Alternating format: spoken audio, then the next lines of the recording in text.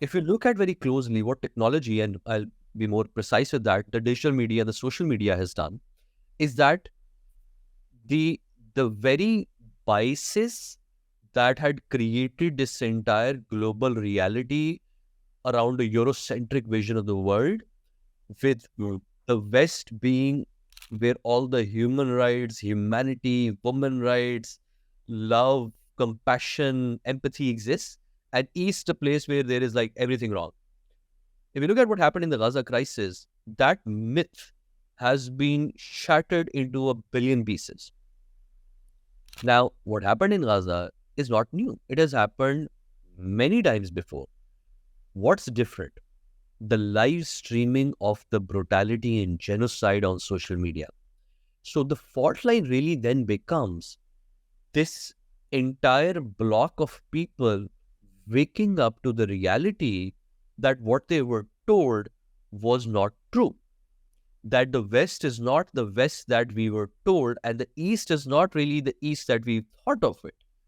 Once there is that point of rupture, then the narrative and the discourse shifts, because the fundamental unit of power in the colonial system is the monopoly on discourse.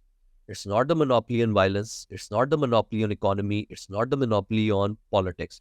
It is the monopoly on discourse, the stories. The story has changed, and the reason why story has changed is because we're living in a tech-driven world that has decentralized the discourses. So the monopoly on discourses is not now with people writing press releases and people waking up in the morning, reading those press releases and believing them. This is the same problem, if you look at, is happening at the global structure, where the US, the greatest empire to have ever existed, is struggling to essentially uh, give out its version of the story to the public. The public is not believing them, not the US public, no public in the world.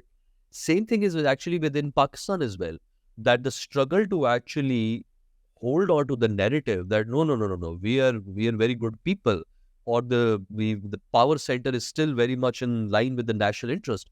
People, 16-year-olds, 18-year-olds, using their TikTok, using their Twitter, are not ready to buy your argument.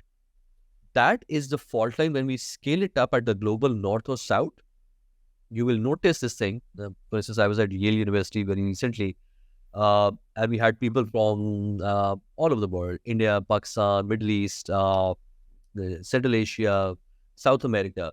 And you'll be surprised. You'll be surprised when the whole event happened in Gaza. The unity and the convergence of people in these parts of the world was very much there. But it was not just the convergence over here.